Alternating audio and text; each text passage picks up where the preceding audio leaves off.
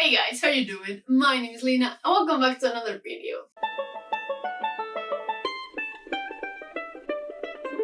So today I have a little bit of a weird type of book. If you have been here for a while, you know I like weird books.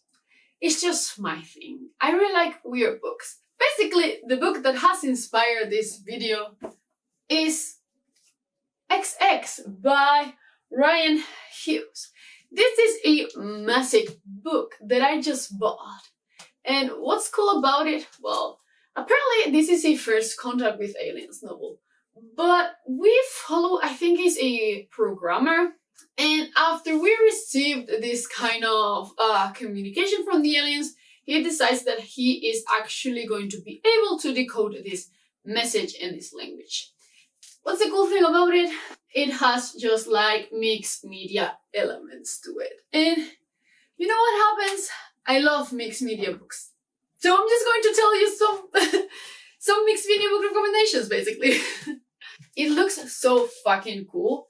I'm really just like, I really want to start reading this one because it looks so cool. Yeah, it has like tweets and different type of fonts. I love mixed media. I mean, the first one has to be this one. The Illuminae Files by Amy Kaufman and Jay Kristoff. I'm not the hugest, I'm not the greatest fan of this series, but I did really like the format of the first one and the format of the next ones. What I didn't really love was the plot of the sequel, but I really enjoyed this first book. In this one, we have, again, mixed media, surveillance footage, kind of chats. We also are in the mind of an AI. So yeah, it's just super cool. I just like books like this so much.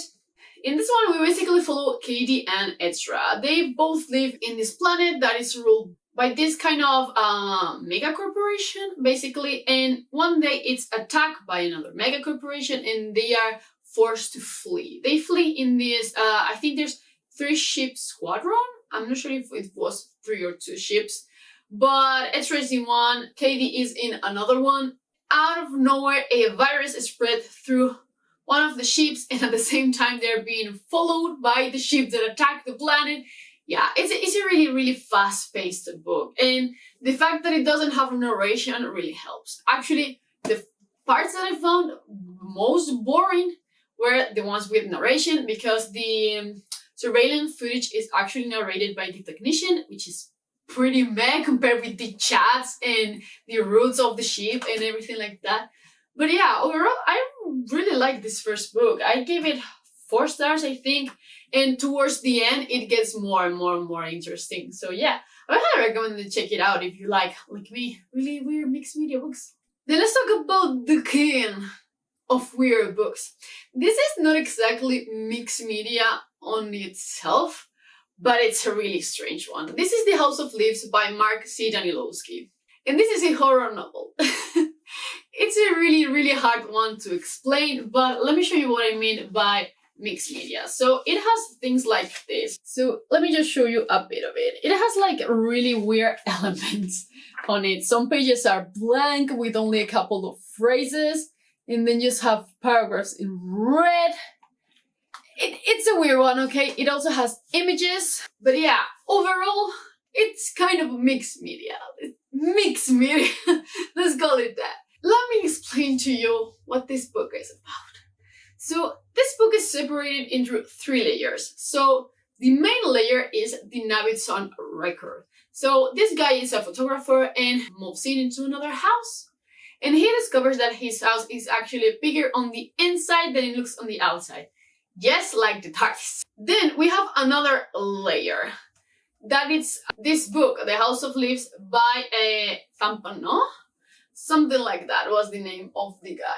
He makes this really investigation on this record, and this is basically a textbook talking about that, and with footnotes, with different sources. It's a textbook, basically. And then the last one is Johnny.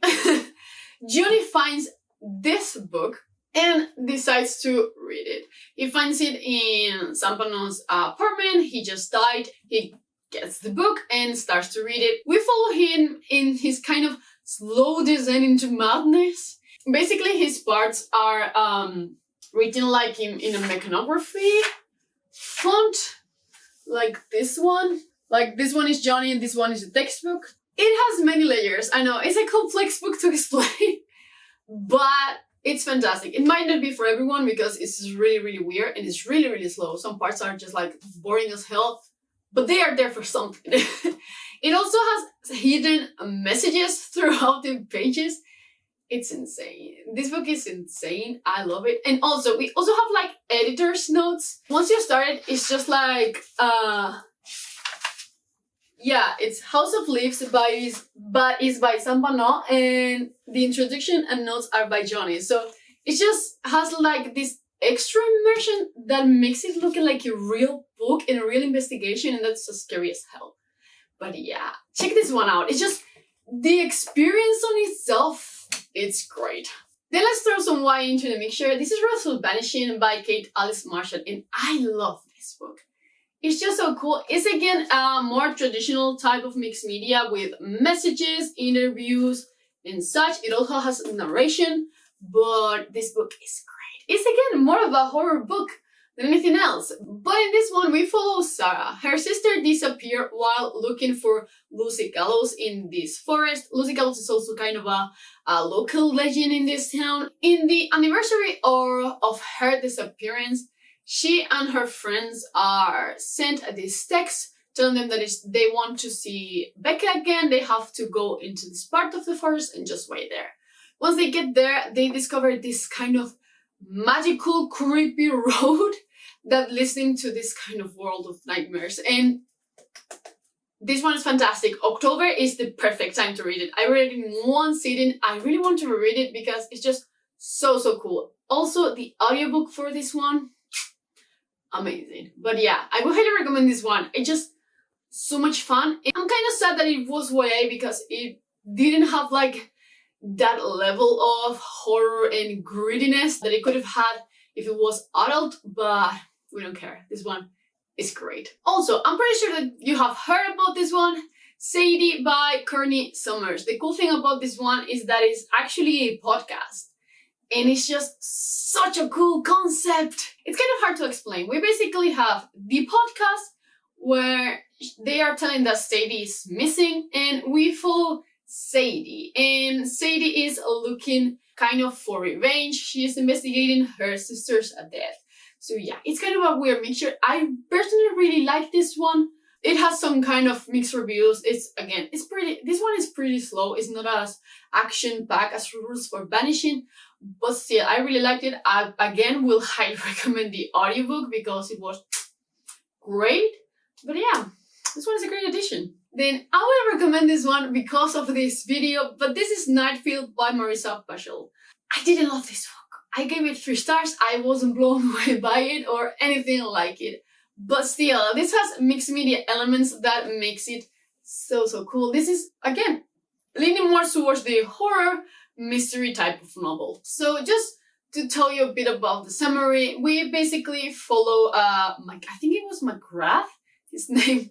But yeah, I no longer have my copy of a night film. But yeah, we follow McGrath, and he is kind of, let's call it obsessed with this family called the Cordovas, especially because Ashley Cordova has just been found dead.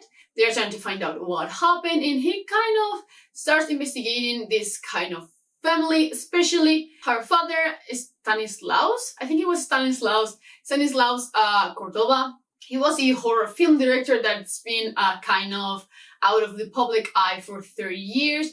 But yeah, it's a good mixture. I just didn't really love the execution, and I didn't love the ending. I kind of hated it, and it ruined my experience of the book. But yeah, this one also has mixed media elements to it. It has like web pages and things like that. So yeah, it's not as prominent as in other books, but it's still pretty cool. Adding again a little bit more of YA mystery to the mix. This is A Good Girl's Guide to Murder by Holly Jackson. This mixed media is not as prominent as in other books that I have shown you, but it also has really cool things. It has notes, images, again, it has translations of interviews, it also has text messages, The audiobook is great, but it kind of leans more towards the narration side of things. In this one, we follow Pippa, and she is on her last year of high school, and she has to make this kind of big project for university. So she basically decides to reopen the investigation of this murder that happened a couple of years ago. And she is trying to find out what really happens, because she doesn't think that the person accused of it was the one that made it. So yeah, it's really, really interesting. I read it in one sitting. It's such a good book for fall. You will eat it up in just 1-2 sittings. It's just really cool. But yeah, mixed media elements, not as prominent as in Rules for Vanishing or Illuminae, for example, but still really great. I will highly recommend this one. I love this one more than Night Film, 100%. But to tell you the truth, I'm kind of thinking of rereading Night Film, just to see if I feel the same. I read it 3-4 years ago. Then, this is one that I haven't read. This is The Familiar by, again, Mark Sidney-Milowski. This guy is insane, basically. But this is about a family that finds a cat. And that cat is something. That's it. That's the description of the book. So this is the first volume. This is One Rainy Day in May.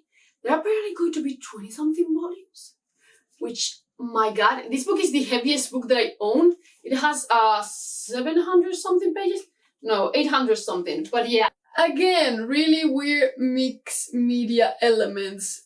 Some pages are blank, some are like poetry type of pages. Then we have colored illustrations. And yeah, overall, weird books. Weird books are fun. But yeah, I don't have any idea what this one is going to be. It doesn't have a good, great rating as House of Leaves, but it's still pretty decent, so I'm still really curious. But if you have read this, please let me know if it's good, because I just literally just bought it for the mixed media elements. Another excellent of the mixed media element, this is Sleepy Giants by Sylvain Bell. Again, this is told on mixed media elements. It has surveillance, it has interviews, and yeah, it's mostly interviews, if I'll tell you the truth. The audiobook for this book is incredible. It has a full cast, and the sequel is 100 times better than the first one, in my opinion. I think that is kind of a general consensus. This is a pretty weird one. The characters are pretty unlikable, but if you can pass through that, you're going to really enjoy it. So in this one, we follow Rose.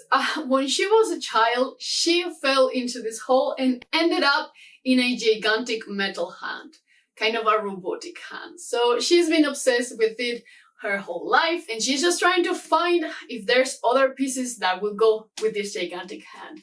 I will leave it at that. We follow several characters, but yeah, I really like this series. I want to say that the first one is the weakest, but the sequel is just so much better than this one. I really loved it. But yeah, again, it's a great representation of mixed media, and as I told you, try the audiobook because it's just amazing. But yeah, that's going to be all for now. I have a couple more mixed media books, but I will show them to you on another video. This is a good chunk for where you can start. But yeah, please let me know if you have read any of these, and if you have more mixed media recs, please. I love books with weird things on them. I can't. Every time that I open it and there's just like different fonts and such, I would just immediately buy it because I like it so much. But yeah, that's going to be all for today. I really hope that you enjoyed it, and I will see you in the next one. Bye!